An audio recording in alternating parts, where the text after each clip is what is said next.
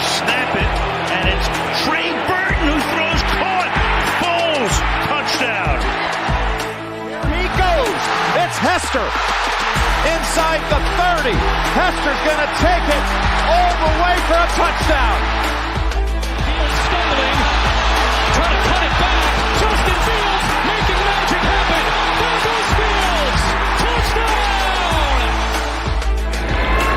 Hurts on first down, fires downfield. It's Deshaun Jackson back in the lineup. It's the last 7 games, and he will take it 81 yards. A somersault into the end zone. His first touchdown of the season.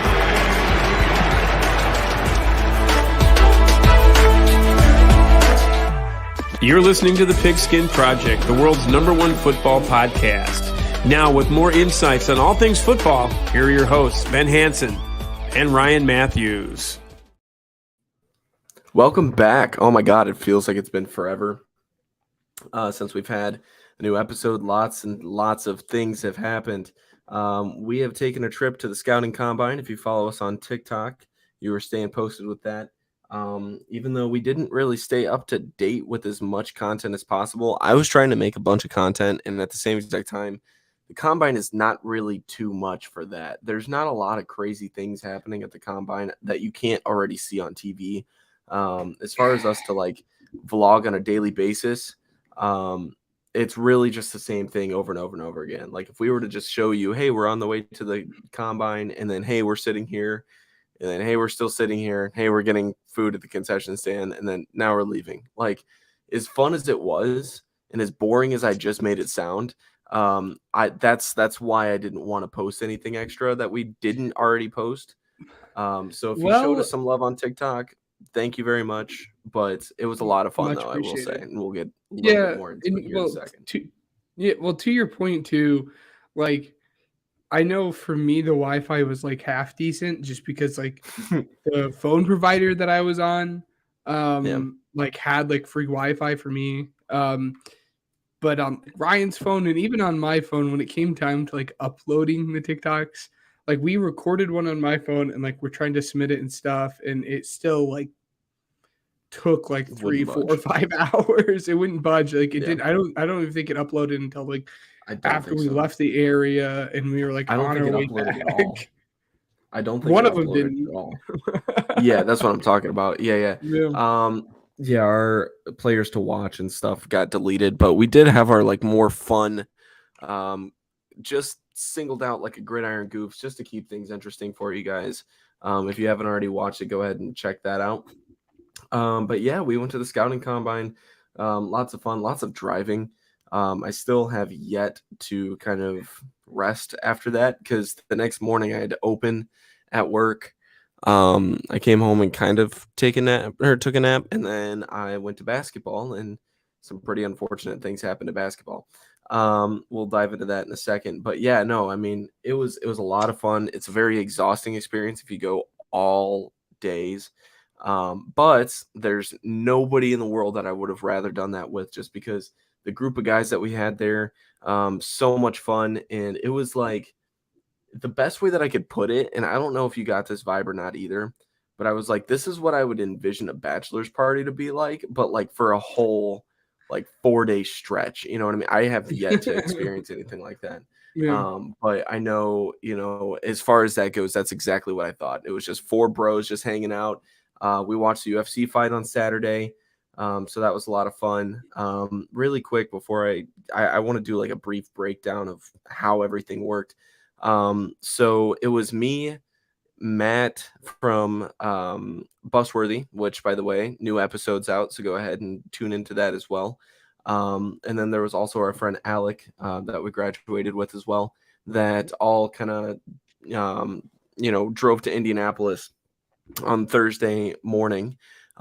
We met up and kind of got our first glance at the Combine then.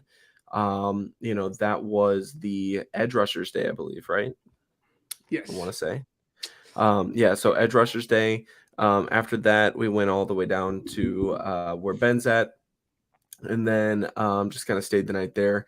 Next morning, all 4 of us went to the Combine. That one, Oh man, I'm blanking out. That is CB position. Yeah, DBs. defense. Yeah. Well, defensive So backs, so defensive CBs back and day. safeties. Mhm. Yeah. So lots of fun with that one. We got to do that. Saturday was the big day. Lots of people came in on Saturday. That's when you saw like even the 400 level started to fill up at least a little bit. They said If you follow me on Twitter, you 18,000. got to see 18,000 people. Yep. That's crazy.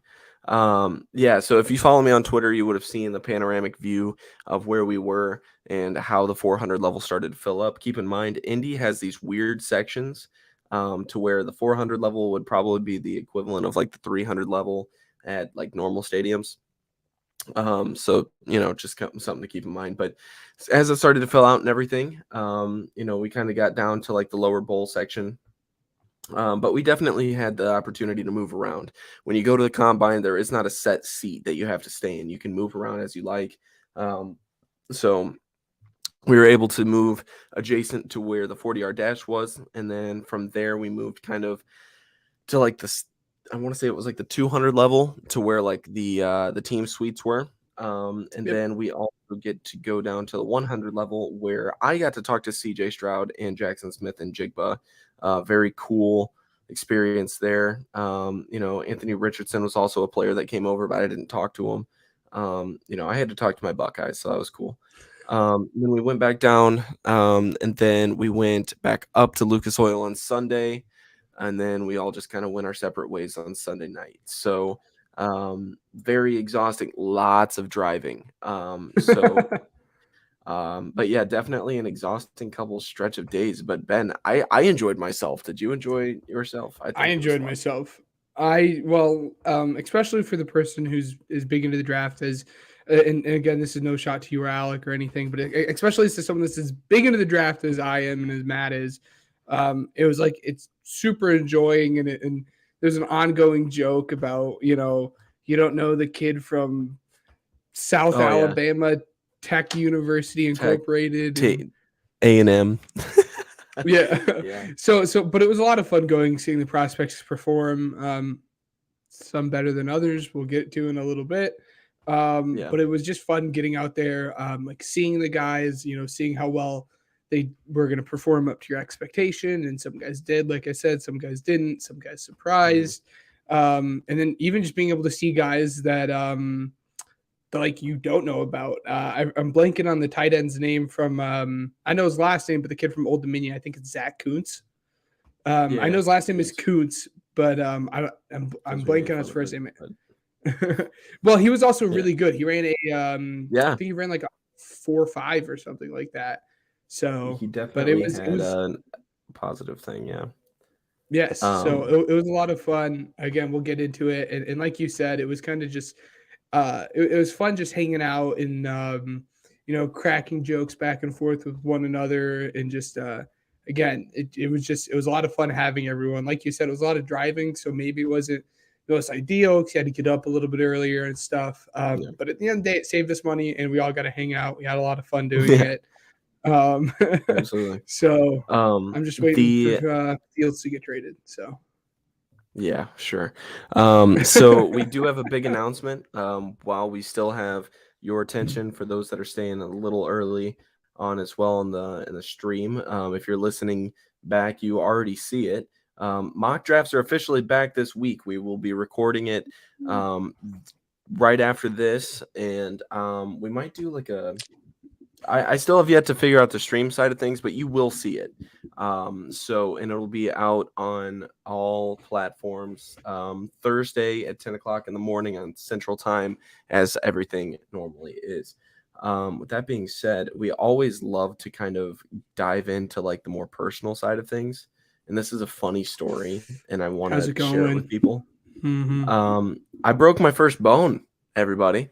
That was crazy. When I tell you that something unfortunate happened on Monday with basketball, I broke my hand.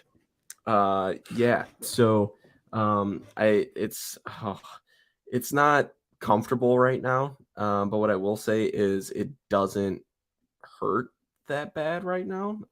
This is my first bone that I've ever broken And trigger warning for those who don't like to see this stuff. You know, I know, but yeah, I know, but if you guys don't like that stuff, just look away. If slight you're an audio trigger listener. warning for sure.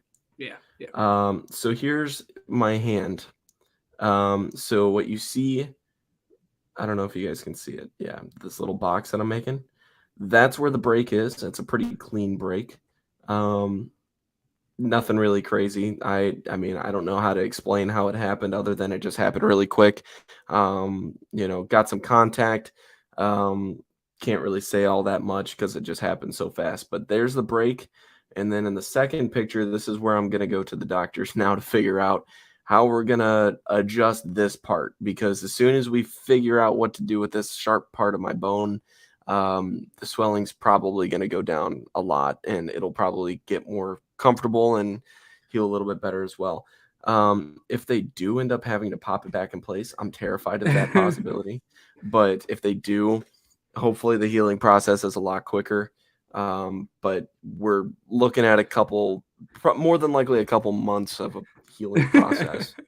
For those, it was just for those a stupid listening, injury. For those listening though, he had like a diagonal clean break along his second middle finger metatarsal or carpal. I guess carpal's toes. Metacarpal. So yeah, second metacarpal on the middle finger. Diagonal break, from like top to bottom diagonally, clean, nasty. It looked like it was going to poke out of his skin. Oh, it's gross. And for those of you that have no idea where that's at, because I didn't when they said this is the bone that you broke, look at the back of your hand and think about the bone that runs in the middle of it that connects to your middle finger. I'm super bony, so if you straighten it out, you'll see there's a bone that's moving that's connected to it. That is the one that I broke. So, not fun. I'm going to consider that as a weekly review. We normally do a weekly review as, and we did miss a lot of time. So if you're tuning in and you're listening in, we really appreciate it. We said follow be the reason why you're not entirely sure what you missed. So follow us on Twitter. That way, if anything like that happens, you are the first person to know. We don't have anything like a Patreon or something like that set up. I think that stuff's stupid right now. And I mean, right now, with the few people that listen, we just want to say we really appreciate it. So any kind of support or anything like that is very appreciated. As Ben works his way back into the stream, you see my beautiful face. So thanks for tuning in for that. But without further ado, we're going to move on to weekly news, if it'll let me. Definitely up here. There it is. Cool. So it showed you were disconnected from my screen. Yeah, you dropped out. It said service disconnected. I don't know if that was me or your end, but it said service disconnected. Hopefully, I don't know. Oh well, we're both back. Both hear us. So yeah, we'll both hear what happened before, but we're moving on to weekly news. If you didn't hear me, yes. So that's what's going on. Weekly news, big week. So this is pretty much. I mean, the franchise tag period has passed. Not crazy stuff. We'll cover everything in the scouting combine before. The big things are from the scouting combine when it comes to reports and everything coming out of it.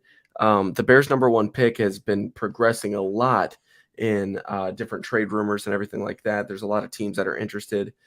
Clearly, a lot of teams are trying to figure out, do we have a #1 overall pick, or should I go over a veteran guy in free agency? So the demand for this pick has increased. The timing of this pick has sped up a lot. You're really trying to make a move for it. That way you can figure out what you're doing with your free agency dollars. And so that's why it's moved up so quick, if you haven't heard the report so much.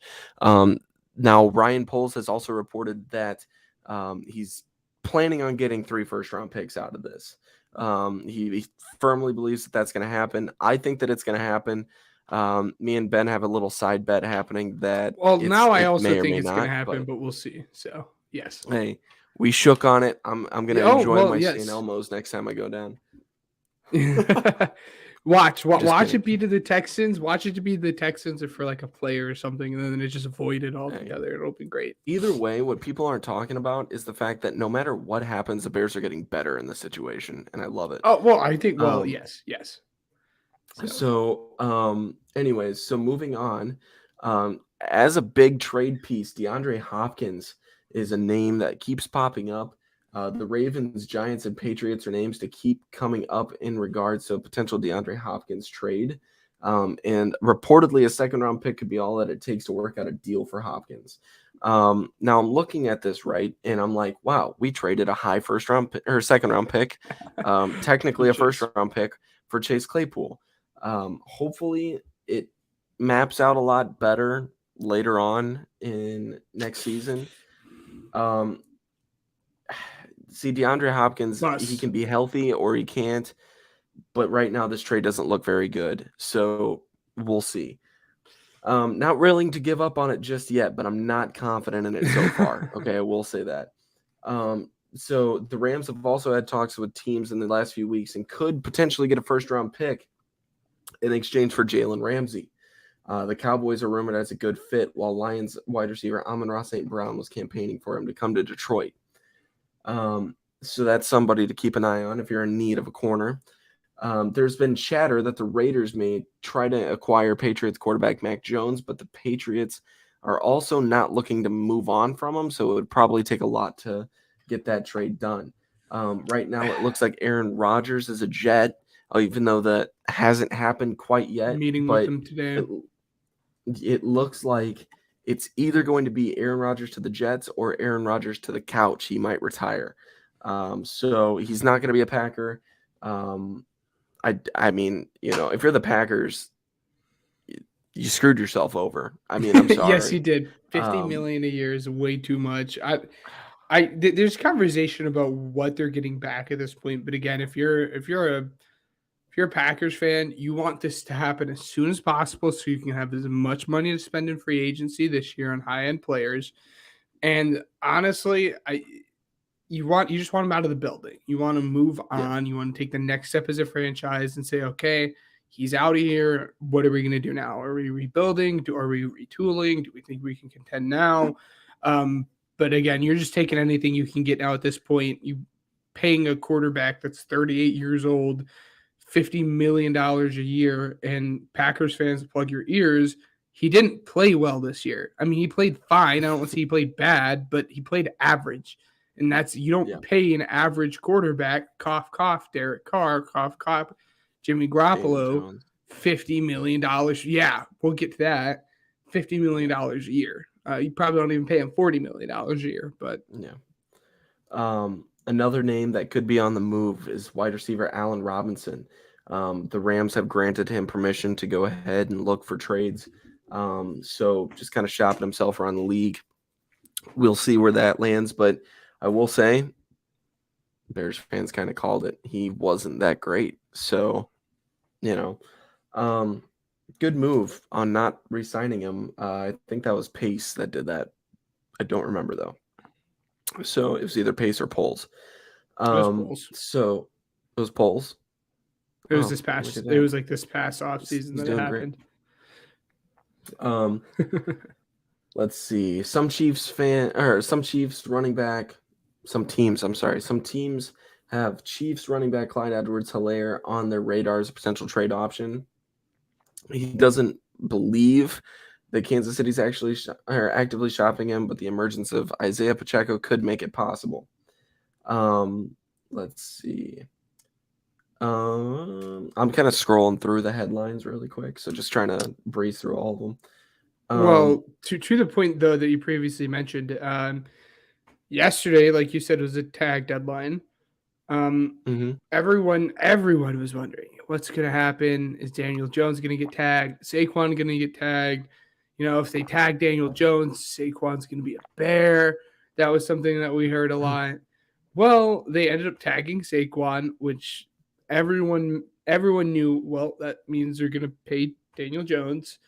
And Daniel Jones got paid a hefty contract where he would only have been paid that much there in New York. He got paid, I think it's 4 years, $160 million, which is $40 million a year. We live in a world now that Daniel Jones is making more money than Lamar Jackson. That should really tell As of you. right I now. understand as of right now, Pending. yes. But that being said, you can have Brian Daboll and Wink Martindale and stuff, but you can't fix stupid. Sorry, New York. That's just facts.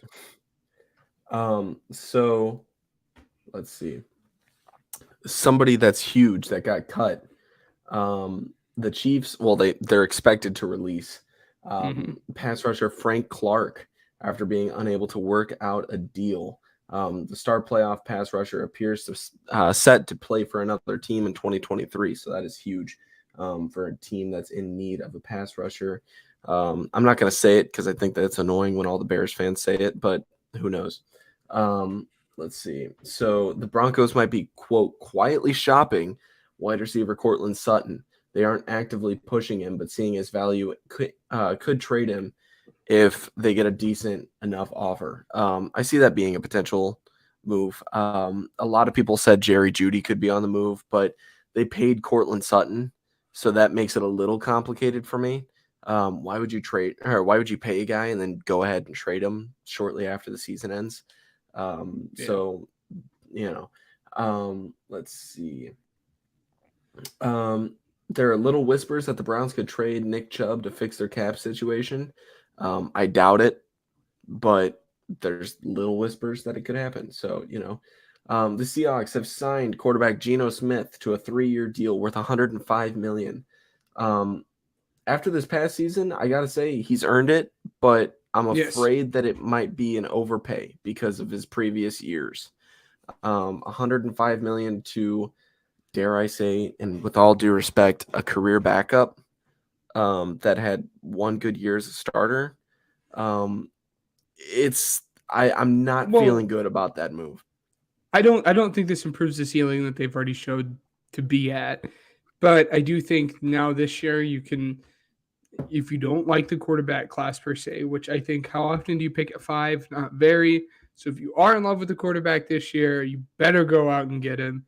But I think this is a much more of the bridge quarterback where maybe you can play him this year, play him next year, and then on that back year or two of the deal, go and get someone. But if your guy's there at 5, I think it's 5. If your guy's there at 5, you better – this Geno Smith should not stop you from drafting a quarterback that you're in love with. And I think that's why we saw a 3-year deal and not a 4-year deal, and he's getting up there in age. I think people are a little bit too hard set. Wow, Geno's the future. Dude's like 31 years old. Stop it.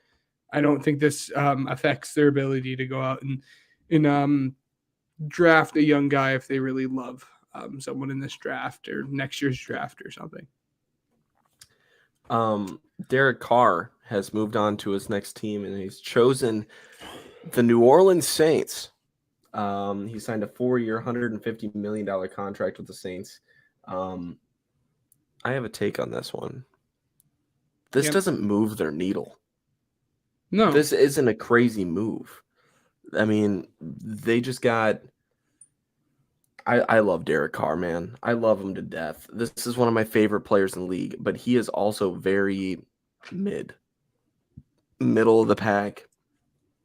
Not going to win you a playoff game. I disagree. I think he can win a playoff game.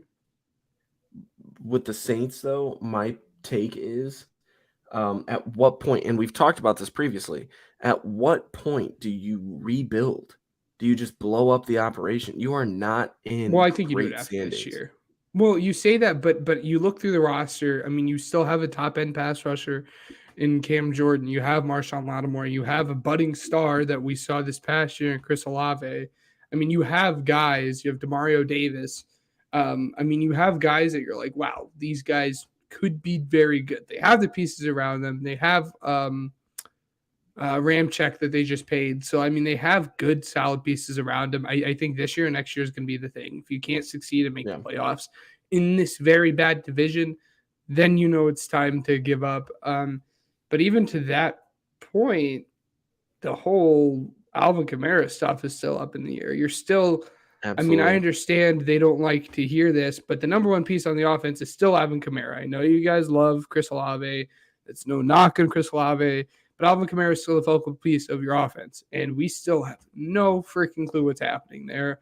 Like you said, I don't think this moves the needle too much. I think you're just prolonging the cap hell that you're in now. I really think like this year or next year or the year after, you really just need to sit there, take the $45 million in dead cap and say, all right, we're going to suck. And I think this year would have been the year to do it because the draft class this next year is going to be great with quarterbacks.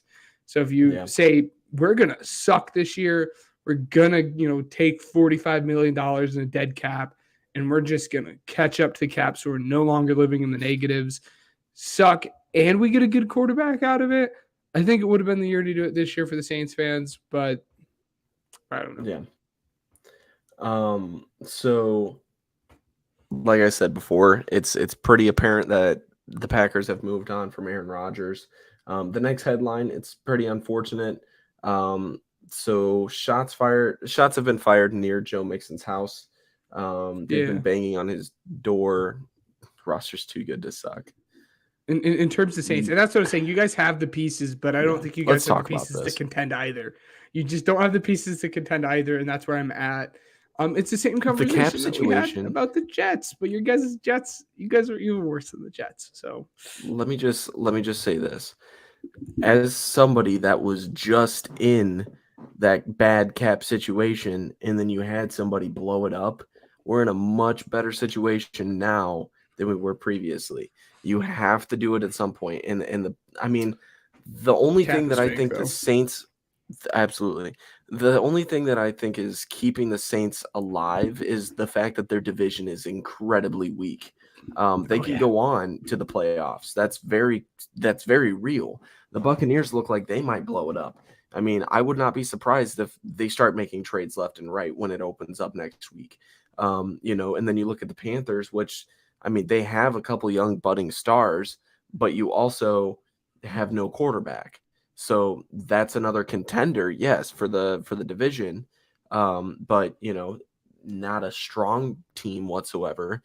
You have the Falcons also looking for a quarterback, which we'll get to as far as reports moving towards that.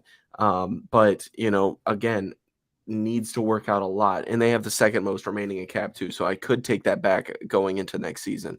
But then you look at the Saints, right? And they do have some stars.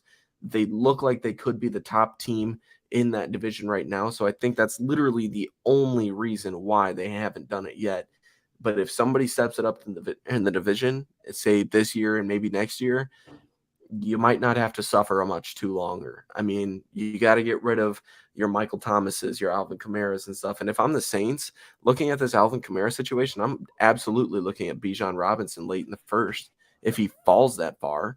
He tested great and everything, and we'll clearly get to it. But, I mean, it's something that you got to look at as far as the future. You got to move to the future if you're going to stay relevant in the present. And that's why, I think teams are good right now. They got to build for the future, and the Saints are in no way structured for that right now. Just my point. So I think that you agree, but yes. Next up, so like I said, a younger kid was taken to the hospital with injuries that we don't know the extent of just yet, but the kids were playing with Nerf guns. The shots supposedly came from Mixon's house. Whoever shot the gun must have mistaken the guns or the Nerf guns for real firearms. Who knows? So I want your take on this next headline. The Eagles did not use their franchise tag at all. And I know that we've talked previously. I understand, which the Bears didn't use any. So, unfortunately, we didn't franchise tag Dante Pettis. I know it's a big, big move, but darn. Oh, dang it, man. We're letting a star go. Yes. Yeah. So, but guys like CJ Gardner-Johnson, Javon Hargrave, and James Bradbury, Fletcher Cox even. Those are big names that are leaving. Yeah, I'm surprised that you're not worried at all. I mean, this defense lost you the Super Bowl. Like, yeah, the defense lost us just the Super Bowl, but I think we have guys to back them up. Again, we had Reed Blankenship starting down the stretch, which is fine. I think we retained one of the two safeties. I want it to be Chauncey, but I doubt it just because his market, like his expected market is 14 million. I think he's going to ask even more than that because that's just a player that he is. I would love him to be back. I like Javon Hargrave. I think there's 4 big free agents for us to watch out for. That's Isaac Seumalo at guard, James Bradbury, Javon Hargraves, and CJ. I don't think any of them will be back. Obviously, I'd like them all back. In any particular order, I'd probably want Javon, CJ, Seumalo, and Bradbury in that order. But as long as the offense is there and Jalen Hurts is under center, I'm not worried about it. Just because, again, the reason, I mean, we lost the Super Bowl because of the defense, but the reason we got there was because Jalen Hurts in the offense. So he balled out too. So I'm not too worried about it. I think as long as Jalen Hurts is under center, we'll be fine. Obviously this year, I think we'll be able to see how big of an impact those players had. But to my other point, I don't think good franchises that know how to use salary cap franchise tag their players. Because if you have a good salary cap and you're a good franchise and you know how to use your salary cap, then you're just going to sign your players. It's only at a point where A, you can't negotiate with your players, or B, you don't have the money to sign players when you use the franchise. And only bad franchises do that. So I'm not too worried about it. It sucks to see Chauncey go. Against the conversation we had, he's a fan favorite of mine. I think he was awesome. Got emotional about it. Not like crying or anything, but like emotional. Again, you bond with players. That's Ben was bawling his eyes out. But that's a beautiful thing about football is you bond with players, you pick players. Sucks to see him go, but again, as long as Jalen Hurts is there, we'll be fine. And the GOAT center, Jason Kelce, I think will be back because the tag would have costed $14 million. I think if Kelce was gone, then that would have freed up like $12 million, which then we could have used to sign CJ. But that money's not freed up. And that money's not freed up because it sounds like Jason isn't leaving just yet. So that's my outlook on everything. That's my outlook on everything. As much as I would want CJ back, I would much rather have Jason Kelce back. So I'm not complaining. And if that works, we drafted a center in the second round last year to sit behind Jason for a year. So then you're like, oh no, that sucks because now he can't play for 2 years. Wrong. You just put Jason Kelce at center, and then we're losing Isaac Seumalo, like I said, who plays guard. Throw that draft pick at guard, and your offensive line is just fine. It's the best offensive line in the league for a reason. I'm not worried about it. And you'll get there, I promise. But as long as you have a good head coach, GM, and quarterback, you're always going to be confident in what you have. Look at Chiefs fans last year. They were confident. All of them were still like, we're going to the Super Bowl. And they lost a lot last year. So as long as you have that good trio, you'll be confident. And I'm confident Bryce Young, Poles, and Eberflus will be that for you. Next headline. So the Dolphins are planning to release cornerback Byron Jones. They'll save $13.6 million in cap space. The Bucs have released veteran left tackle Donovan Smith. Let's see. So the DeAndre Hopkins trade is likely to happen after free agency starts. Lamar Jackson has been given the non-exclusive $32 million franchise tag because they haven't agreed to a deal, which basically says, hey, like you can negotiate with other teams, but the Ravens will either match that or get 2 first-round picks in exchange. Great move by the Ravens because now literally no team in the NFL, they're interested, but they aren't interested in doing the work for the Ravens. Matt from Bustworthy, our friend, had a great analysis on it.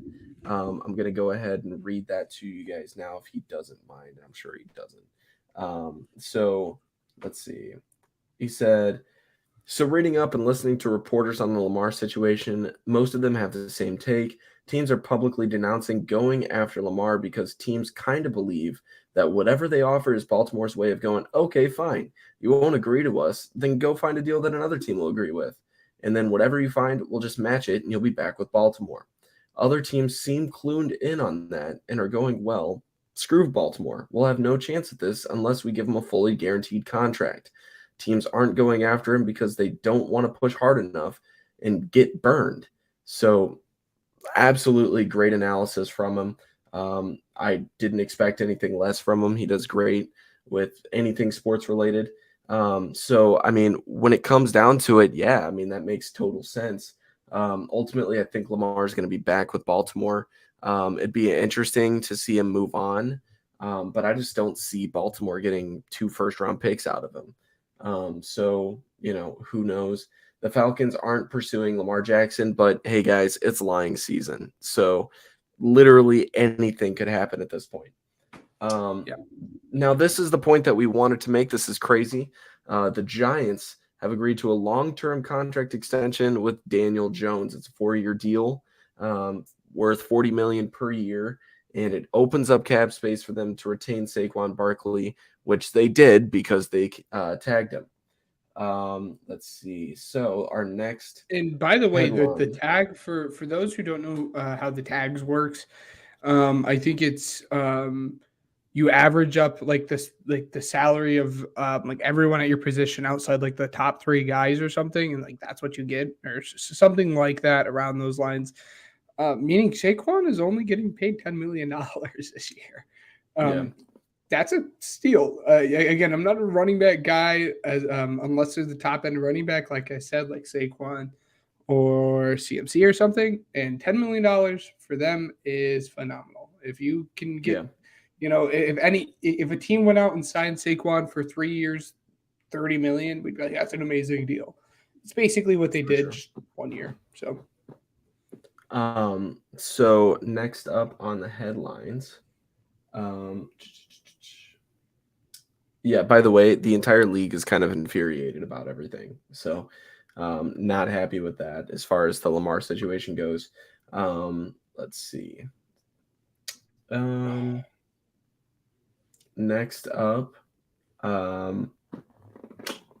just kind of scrolling through. I'm just going to go off of our list now. Well, yeah. There's 3 Evan more. Ingram. Yeah. Evan Ingram, Tony Pollard, and Josh Jacobs all got tagged as well. Like I said, Saquon as well. Let's see. The Jaguars, this is Shaquille.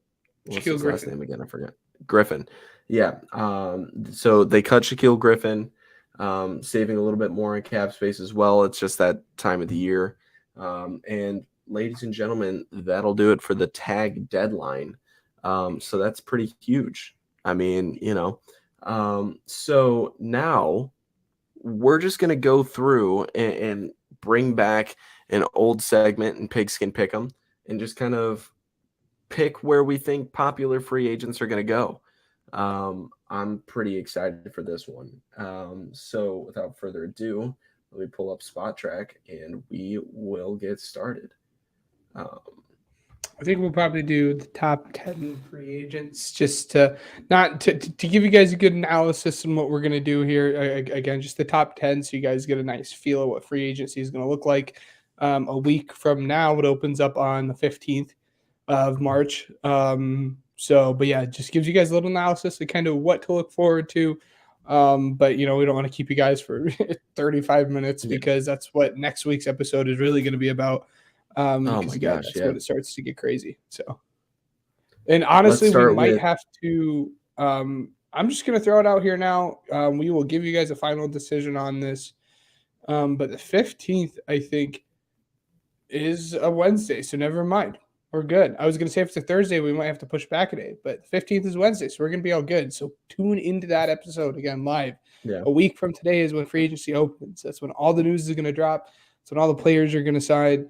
So if you guys are just interested in that kind of stuff, tune in next week. And again, if you guys are watching, you guys are listening, again, whether that's on YouTube, Facebook, any of your guys' podcast feeds, make sure you hit the like button, subscribe, means a lot to us. And then again, just keep your ears out for next week. And that's when it gets crazy.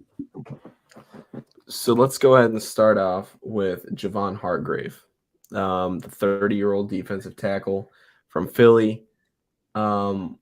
I think that he could play a great 3 tech. So I think that he's going to Chicago. And I mean that in the most unbiased way. I think that that's just, there's no other landing spot that makes as much sense as that right now. I agree. Yeah, absolutely. And again, people are saying, reports are saying that he's probably going to get the most money of any non-quarterback here on the market this year. And what team has the money to do that? The Bears. Right. Yeah. So, next up, Marcus Davenport, the 26-year-old defensive end from New Orleans. I'm not entirely sure because I think he's going to be in need of a big payday. And the next team that could possibly need that is Atlanta, I think. That's a solid guess, right? Yeah, I think Atlanta, and another team I think that, as we've seen, that is in a huge need of edge rushers is Cardinals. They just got their defensive guy. Let him bring in his piece. J.J. Watt's retiring. Zach Allen's hitting free agency. Maybe you keep Zach Allen, but I think choosing Marcus Davenport wouldn't be the worst idea. Yeah. Our next one, Orlando Brown, the tackle from Kansas City, 26 years old. He's got a lot of upside, but he didn't have the most impressive season this last season. So what do you think? Bear. Really? You think so? Oh, yeah. Oh, Bear. Yes, I think, it would be bad if you didn't.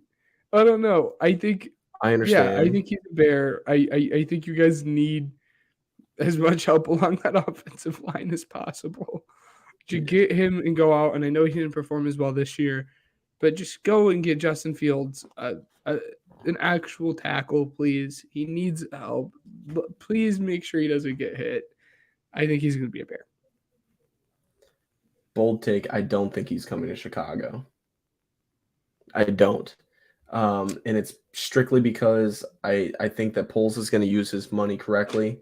And it's not going to include that just because they love the way that Braxton Jones looked.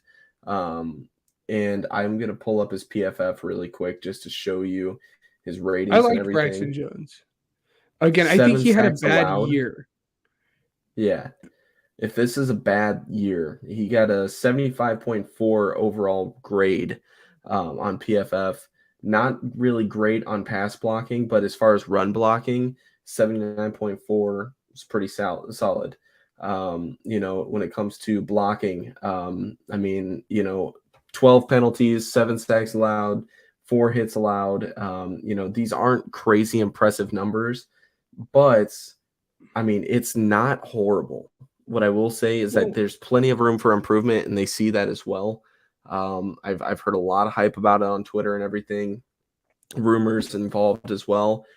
They're looking at more so interior and that right tackle position as well. So unless Orlando Brown wants to move to right tackle, I don't see it happening. So next move, Juwan Taylor, 25-year-old offensive tackle from Jacksonville.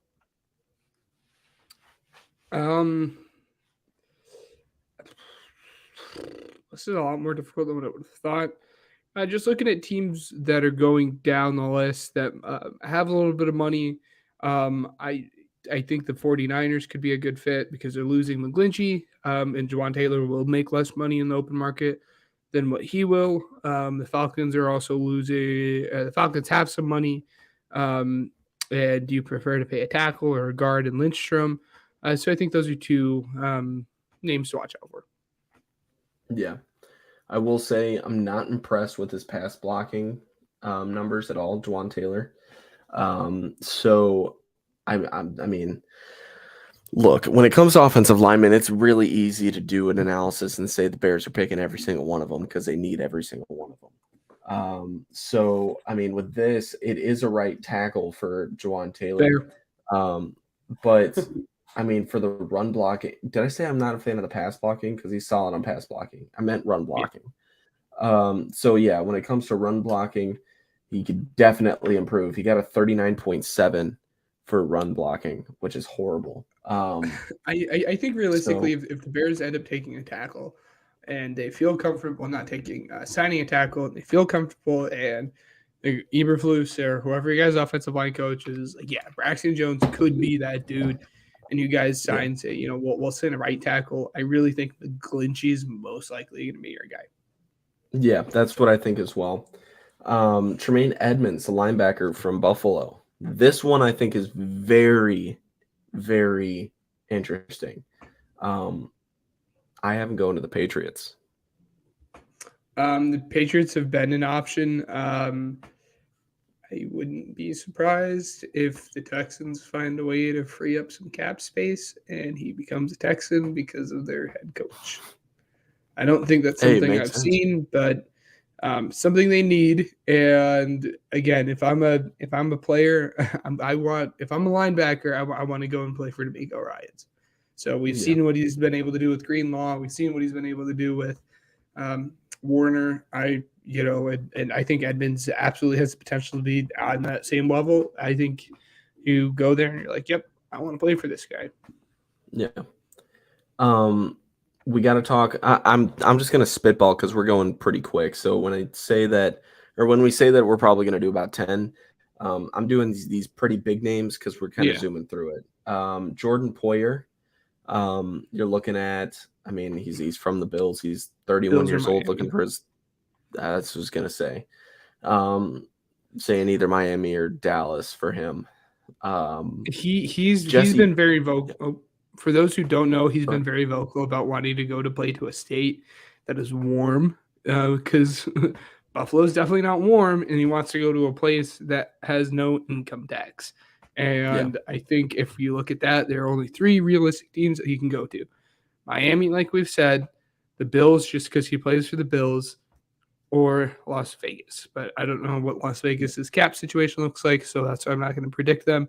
Poyer's off-season home was also in Miami, and he also trains in Miami during the off-season and stuff. If I were to guess, I would say Miami. Jesse Bates, the 26-year-old safety from Cincinnati. The best safety in the game, in my opinion.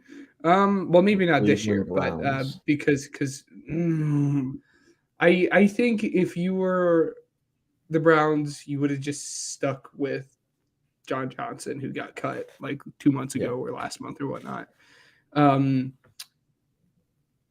going to say Falcons because he has had a lot of connections to the Falcons. He talks to Kyle Pitts all the time. He goes out to dinner with AJ Terrell. He's met with the team before. He just has a lot of connections with the Falcons, and I'd be very surprised if he plays anywhere besides the Falcons. And if I had to lock anyone in free agency, the 2 players I would have to do would be Jesse Bates to the Falcons and Mike McGlinchey to the Bears. And those are the 2 that I'm gonna stamp my foot and say that's gonna happen. And a week from today, it's gonna come out that neither of them did, and I'm gonna look stupid. But we'll see. I want to talk about. I think this is probably the last 2 that I want to talk about. Just because, I mean, like we said, there's so many of them, and these are really just the big names. We might be missing out on a couple, so if you guys have any other ones that you want us to kind of have our take on, let us know in the comment section. But Jacoby Myers from the Patriots, you think he's sticking with New England? I think he's going to Tennessee. I think Tennessee would be fun. But they've already made a lot of cuts just because they don't have a lot of cap anyways. I think he's the best wide receiver on the market this year. That's not saying a lot because the market sucks this year. So I don't think we'll quite see a Christian Kirk level deal, but I think we'll probably see him overpaid. And I'm wondering if the Titans have the ability to do that. And if you're the Patriots, you had no one to throw to last year. I mean, you cannot afford to lose him because you have no one else. So yeah. Last but not least, Jimmy Garoppolo. I'm saying one of two places, and it's either going to be Houston or it's going to be Vegas. I'm going to say Jets. Vegas. I'm going to say Jets or Vegas. Because if they don't get Rodgers, I think it's pretty easy to shoe in to say he's going to be a Jet. And if he doesn't, I think it'll just be Vegas because he has a history there with the Mike McDaniels offense. Again, Mike McDaniels came from the Patriots. Jimmy came from the Patriots. He has familiarity with the offense. So I think if Aaron gets traded to the Jets, he'll be in.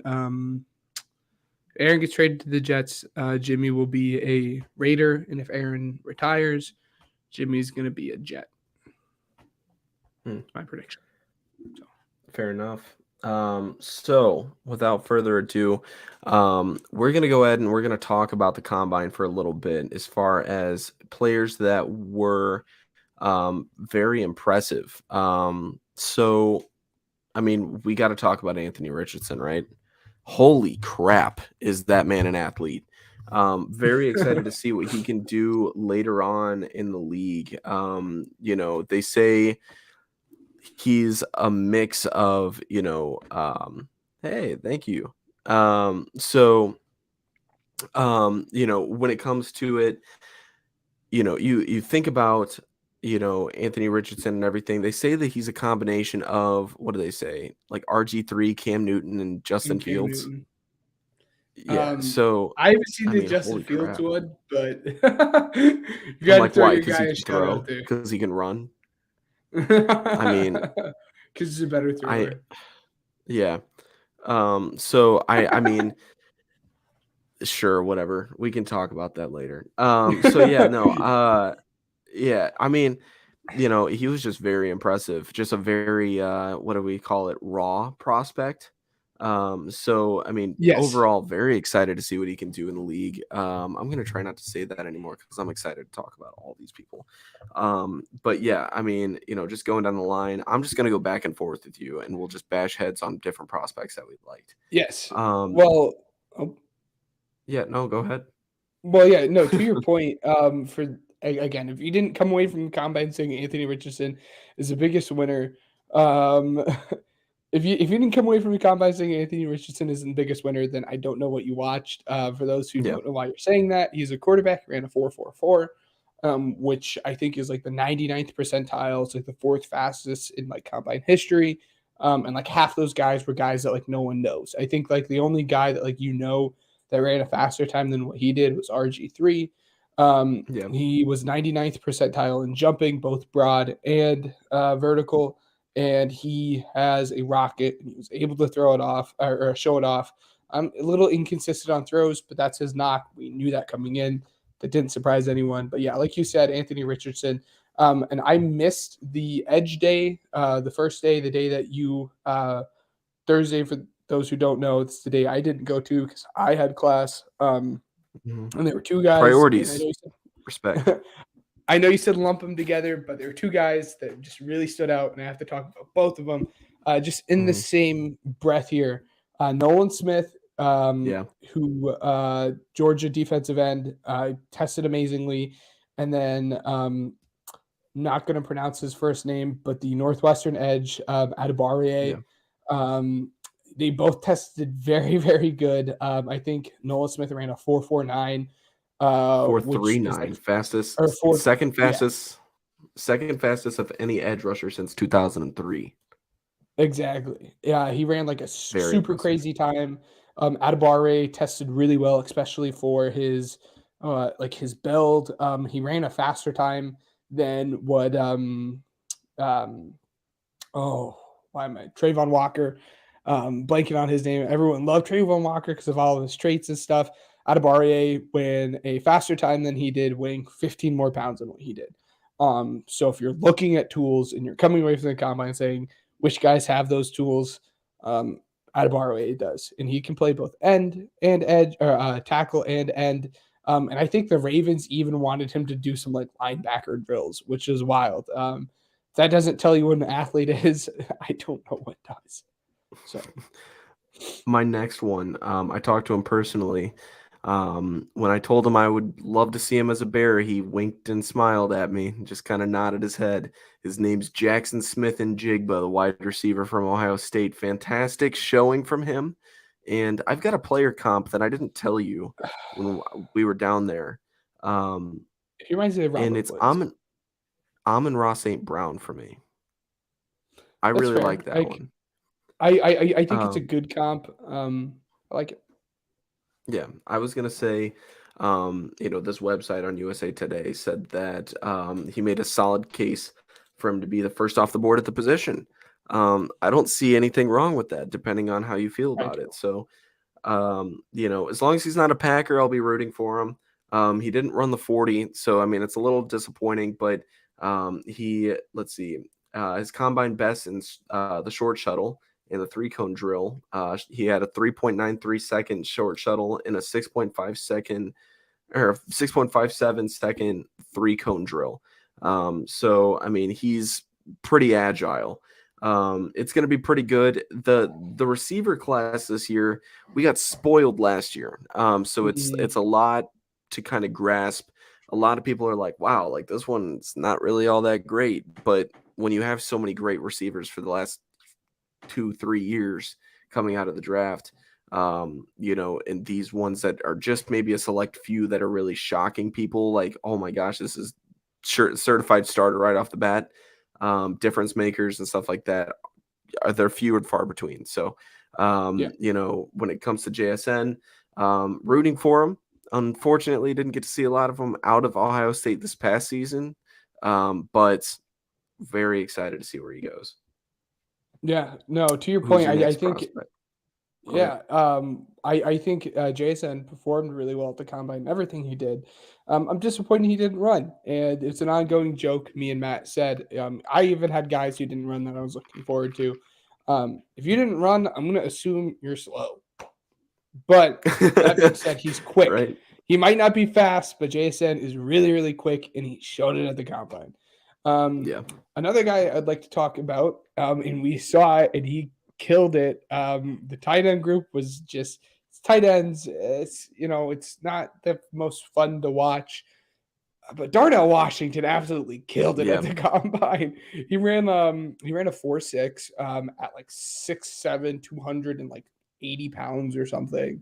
And he ran a 4.6. And like we saw in the pass blocking drills, you're getting a 6th offensive lineman in this dude. But this dude can also run a 4.6 and make one-handed catches in the end zone. So by far, I think one of the biggest winners just in terms of on-field drills is Darnell Washington. I don't really think it's close. He might have made the case to be tight end 1. I'm not saying he is. Yeah. And we'll get to the maybe he already did the tight ends. We'll loop back around come draft time to where the tight ends is and where he ranks, but he might have made the case to be the first tight end selected off the board.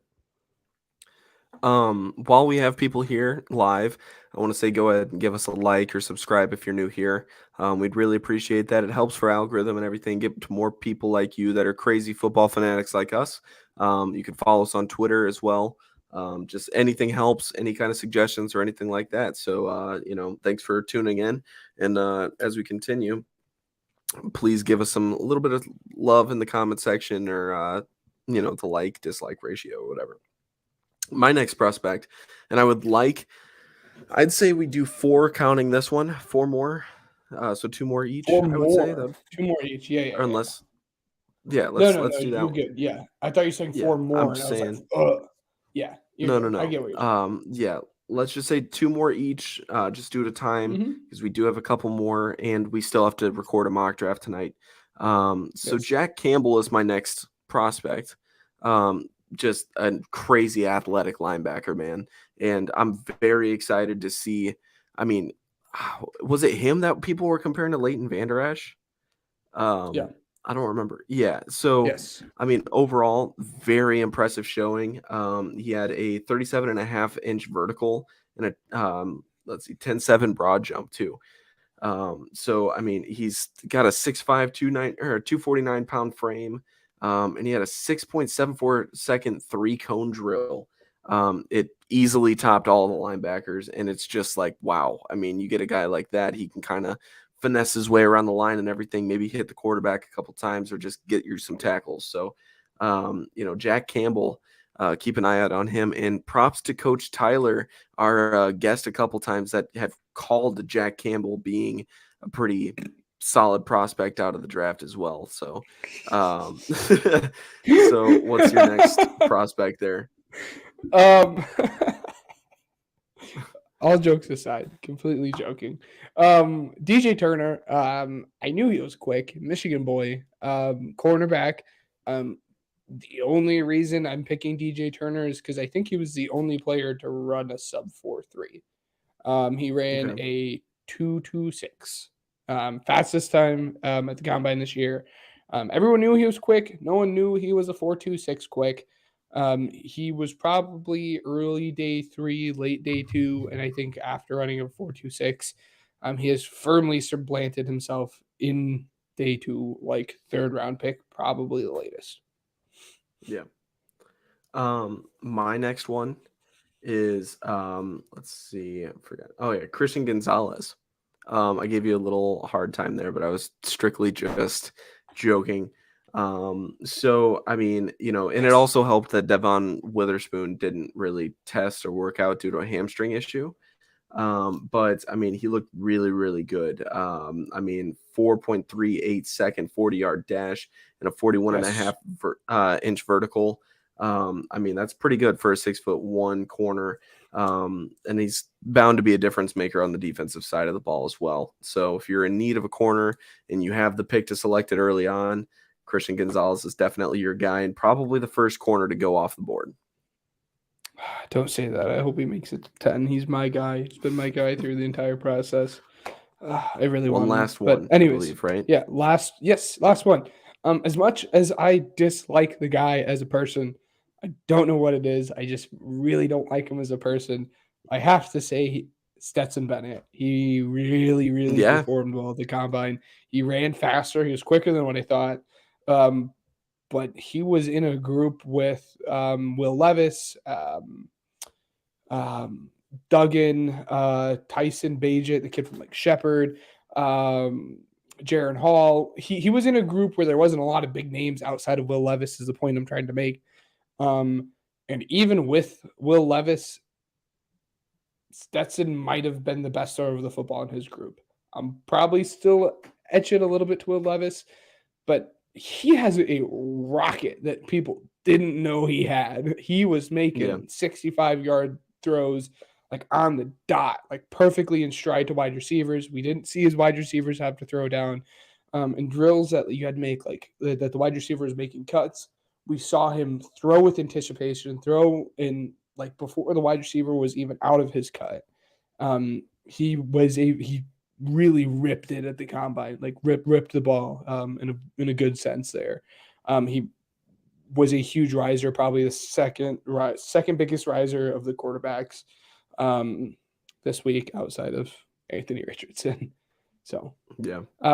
I think the last I have points instead of standouts. Like you said, the wide receivers kind of really disappointed. People had questions on whether or not there's a wide receiver one in this class. Of course, there will be a wide receiver one coming out of this class, but it doesn't look like going in that there is. They disappointed. And just really quick, I want Bijan at 10. We're going to Vegas if we get Bijan at 10. I've had my piece. All right. So without further ado, let's move on to everyone's favorite game. It's time for America's favorite game, Weddle. It's time. Not mean to play that second. All right, cool. So anyways, so we are ready to play. Ben, you're killing me again, man. It's 19-11. I need a win here. So last episode we had Caitlin Gill on. big Packers fan from TikTok. So if you're familiar with her, shout out to her. She was an awesome guest, lots of fun. So I just want to say, yeah, that was one heck of an episode, man. I listened to that back again and could find myself smiling in my car again. It was great. Right after this, we will do College Corner. Just kind of try and make it quick, and then after that, we will do like a quick Gridiron Goofs, and then we will record our mock draft for everybody interested. So now we play Weddle and Ben. I say, since you won, I forget the order of things. You want first pick or second? I'll be nice. I'll go with the first pick. Okay. AJ Brown. Yeah, AJ Brown. Whoop-de-whoop. All right. So, for those of you that don't know how this works, we help each other out in the easy round, and then in the hard round is when we kind of go head to head. So, I think I knew what it is. What's that? I think you already know what it is. So it is an NFC player, shorter than 6'1". He's 25. I want to say like Kyler. Yeah, that's where my head was at. No. Okay. Oh, I didn't realize Kyler was that short. Yeah, no, Kyler's incy beansy. So he's between 5'11" or 6 foot. He has to be a running back. He's not in the West. That means he has to be. It means he has to be in the South. Or he could be in the North. I think Aaron Jones is too old. Yeah. I think Demont is too old. Demont might be 25. I was thinking Demont, yeah. Yeah, we'll go with Demont. Yeah. We'll go with Demont. Cool. David Montgomery. All right. Your third turn snipe. That's crazy. All right. First or second pick, buddy? We'll go with first. Yeah, AJ Brown. Hey! Not in Philly. Hopefully it's not a special teamer. Young. He's a youngin'. Young, yeah. Who's young? Must have been drafted. I don't know who this could be. Who's a young defensive player for you guys? Could I get a third? Okay, because he's right in my wheelhouse with the age that he is. It must have been he was drafted this year. Because it's not even showing up as yellow, and AJ's 25. So that must means he's 22. I mean, I don't think it's him. Going Diggs, yeah. Okay. Young, wow. 6'2". Very young. This dude's too old.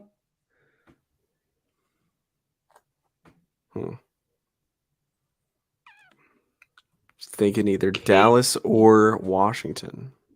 It can't be Dallas. I'm sorry, Washington or New York. I'm gonna go with Kayvon Thibodeau. Yeah, I think he's too tall, but we'll go with Kayvon Thibodeau. The Giants. He's 22 years old. I know he's on the defensive side. Oh, jeez. I hope you get. I know what it is. 22 years old. I want to say it's a defense. Oh, well, no, it's not a. I feel like it's a safety. It's either a safety or a linebacker. I hope you don't get it. Dude. I don't know. What do you think? It's Azeez Ojulari. AZE. Wow. Bam! All right, so it is now 22-11 you. The reason you can have the floor now. Matt loved him, by the way, for those who are wondering, like, how did he know? It's because Matt loved him. I was not a big Azeez Ojulari fan, but also I'm a huge fan of his brother coming out in this year's draft. LSU's same position outside, like, linebacker-esque. BJ Ojulari. I'm a huge BJ Ojulari fan. So that's why I that's why. Yes. That being said, though, Ben's College Corner. Pro football isn't the only game in town. Let's take a stroll to Ben's College Corner. All right. So, what are you covering today, buddy? IOL. I think this rounds out the offense, and I think after this, it's time to go to defense, which I guess I talked about Jack Campbell, so we'll do linebackers next week. That being said, make this quick because we still do have a mock draft to put out to you guys. I think the top two are very clear, and after that, you can start making an argument for everyone else. But number one, and if you have anyone else here, you're wrong, and I understand scouting is opinion-based. You're wrong if you have anyone else here. Cyrus Torrance, the guard out of Florida, formerly Lafayette, Louisiana Lafayette. Dominant in the run game, and he has a great anchor in the pass pro. He's just really good at what he does. He's a little scheme specific because he's not like the best of polars. So he's a little scheme specific, but it's not really a big knock. But really outside of that, his game is just all around very, very good. He's obviously not Quentin Nelson, but he's a very good interior offensive line prospect. Plug and play starter, like week one, you're not going to have an issue with him at all. And then number two is John Michael Schmitz. People on Twitter are saying John Michaels, Bears center Schmitz. He's a perfect fit in the Bears offense. That's why people say it. But he has a really good frame, very powerful, and his IQ is there when it comes to football. The two knocks I have on him is he's going to be a little bit older coming in. When he plays his first game in the NFL, he will be 24. And his pad level can be a little bit too high. I'd like to see him drop it a little bit and drive guys a little bit. But those are just nitpicky knocks. I wouldn't be surprised if we saw him at the back end of round one, early round two. Continuing with the Big Ten centers, Joe Tittman out of Wisconsin, big height, weight, athleticism guy. He's heavy, he's tall, and he's a good athlete. You probably only want to play him at center. Maybe you can play him at guard, but I feel really comfortable playing him at center. For those who followed last year's draft, think of Cam Jurgens, and almost the same thing as John Michael Smith. His leverage isn't the best. His isn't so much pad level. His is just like the extension he gets. So leverage is not quite there yet. But again, we're looking at a round two guy there. A name that you guys probably were a little surprised if you guys follow the draft and listen to the tackle video. Cody Mock, we'll call him offensive lineman out of North Dakota State. Some people have him at tackle. Some people have him at guard. Heck, I think he even played center at the Senior Bowl. So he can pretty much play anywhere, but I'm really only comfortable playing him at guard. I wouldn't even play him at center just because he doesn't have experience. But he's exactly what you think of when you think of these top tier D2 guys or outside of Power 5 guys. He's just tough, and he's just a dude that brings the toughness to your team. But also he has great balance and is a great mover. But he doesn't quite have the length, and his hand placement isn't there. I'm a little bit lower on Cody Mock. I probably wouldn't have even taken him in the top 2 rounds, but some people love him. Sadly, I did have to put a Buckeye on this list. Again, keeping up with the Big Ten centers. I don't know what it is about the centers this year in the Big Ten, but all of them were amazing. Luke Weipler. Is it Weipler or Whippler? I think it's Weipler. I've heard both. I've heard both. I think it's Weipler, but it could be pronounced Whippler. But I think it's Weipler. OSU's center. He's just a technician. He does everything pretty well. He has okay strength. He's not going to blow you away with his strength, but he will probably only play center. That's the only position you want him at is at center.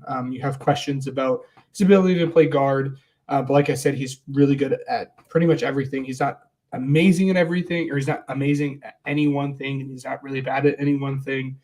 And then the last dude I have for you guys in terms of this list, and then I have one more breakdown for you. But Steve Avila, the interior, I'll even call him lineman out of TCU. He literally played everywhere along that line here at TCU this past year. He he took snaps at every single position this year, so he can play pretty much anywhere. Again, I think you probably do just want him at interior, but we'll give him just the offensive line tag. But he has big frame and he's strong. And like I said, he has a lot of experience. Like I said, with Osiris Torrance, he's not exactly scheme specific, but he doesn't have that huge range. It's okay, but you probably don't want him pulling a whole lot. He lacks that top end IQ. Because of that, you probably only want to play him at guard because the center is kind of the quarterback of the offensive line. But I think he could get it done if you really wanted him to. And then my prospect breakdown would do it a little later on. I think you probably see him go late, like last few picks in day 2, and then maybe 4th or 5th round. Ola Watimi, a guy out of Michigan, the center. I can't talk just good enough about this kid. He's amazing. I love watching him, especially as a center, and a fan of Jason Kelsey. He played 3 years. He actually started off at Air Force Academy, didn't play, transferred out, went to Virginia, played 3 years at Virginia, and then went to Michigan, where he won, I think, the offensive or like the center of the year award. You know, it was like wide receiver and stuff. Timmy won that for the center. Again, 4-year starter. He's super smart. Like anyone that talks about him at Michigan will tell you that like he's just like top level football IQ, super duper smart, calling out blitzes, calling out stunts before the play even happened. He pulls very well. And with that comes his like ability to double team a defensive tackle and then go to the next level and get a linebacker. He's very good at that. And I think you can plug and play him immediately at center. Just like you don't make comps to Aaron Donald, just like you don't make comps to Josh Allen, you probably want to avoid making comps to Jason Kelsey. But if anyone's going to be Jason Kelsey out of this draft class, it's going to be Ola Watimi. Just his ability to move and ability to get out there and run is very good. His pass blocking isn't like Jason level-esque or Jason Kelsey level-esque, but he's still good at it. You know, he doesn't have like crazy bad knocks. And he's a little bit smaller. He's only 6'3", and barely got above that 300 mark at 303. So he's smaller and is a good mover in the run game. When you think of that, you probably think of Jason Kelsey. But because of that, he lacks a little bit of lower body strength, which means firing off the ball and immediately run blocking someone and having to do like a one-on-one block and get his butt in the hole. There's some questions about, but it's nothing I'm too worried about. So yeah, I think if you want a center in the later rounds that you can plug in immediately and can play the zone run, Timmy's your dude. And people again talk a lot about John Michael Schmitz being the Bears pick, but if Bears want to hold off and take Ola Watimi in the 4th, 5th round, I think it'd be awesome. And his actual name, you guys hear me call him Ola Watimi. His actual name, I think, is Ola Sangin Watimi, but people just call him Ola Watimi. So, yeah, that's my prospect breakdown for you guys. Next week, we start defense, and I think I'm going to do linebacker for you guys. So, stay tuned for that. Woo! All right. What's the name of the segment? Oh, you're not talking about Ryan and Ben? Oh, okay. Well, hold on. I've got it. It's time for Gridiron Goofs. In a spur-of-the-moment decision, I don't think we've ever done this before. In the most fun segment that we have, I'm doing Pop-Tart flavors. I don't think we've done that. Have we done that? No, we have not. That's actually a good one. I like that. Thank you. Yes. So, yeah, let's go ahead and do that. Let's give you the first pick because I caught you off guard. And honestly, too, I think this might be a good one to segue into next week's. We'll talk about it later. Yeah. I know people probably want to go with the classic flavors.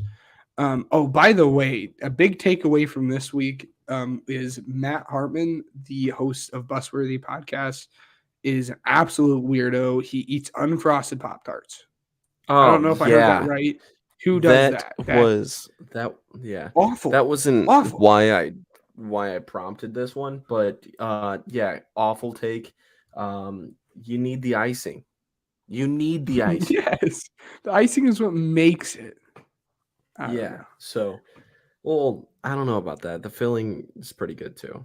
Well, So, yes. The but feeling the icing is yes. like, it's like having cake without icing. Yes. Well, it's like having a car with no wheels. Like it just doesn't work. Anyways, it just doesn't work. Yeah. Yes. Go ahead. What's your first pick? My favorite, it's my go-to every single time I get Pop-Tarts, which isn't much. Sunday. Oh, Sunday okay. flavored. It's my favorite. I haven't had that one actually. Oh, you haven't lived. Mine, s'mores. That's a good one. That's S'mores where I would have flavored. went. Yes. Yeah, I'm not gonna just give that to you. I'm sorry. That Anyways. would have been nice. I would have liked it. You're number 2. Just get it off the board.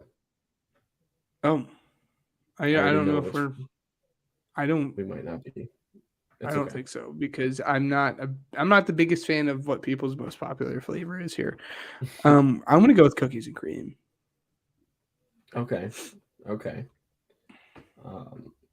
Can we talk about that then?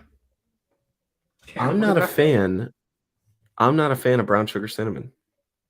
Okay, good. That's what I was talking about. That's exactly what Okay, I was. awesome. I figured that's what I was that, going to talk about. You have a podcast for over a year, right? And you start getting on the same wavelength as your co-host, okay? Like, dude, we had some weird moments this past weekend. Did you notice that? Yeah, we were like already thinking some things. Yeah.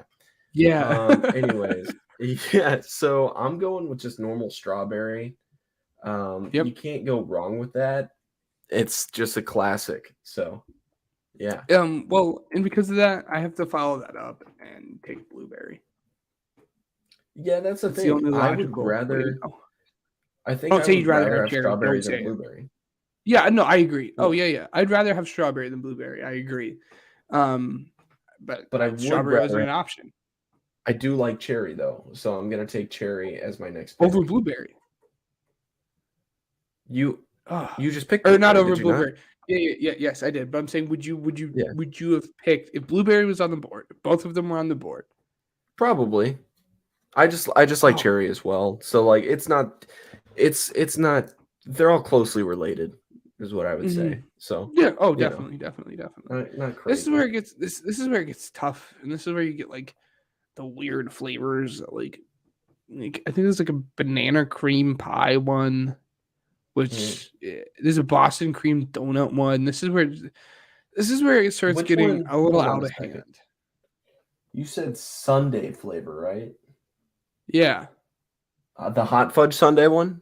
The hot fudge sundae one. Oh, okay. I just wanted to. It's delicious. Delicious. This website has it ranked as the third worst. Oh God, the disrespect. They have unfrosted blueberry. Okay, that's besides the point. Get out of here. Yeah, that's bad. Give me hot frosted chocolate best player. According to this person, hot fudge sundae is the best flavor. I'm not entirely sure. What did you say was your next pick?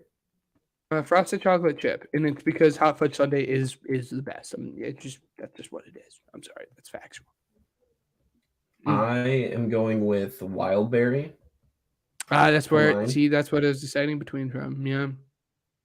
And then your last pick. Oh, this makes me so happy. This website has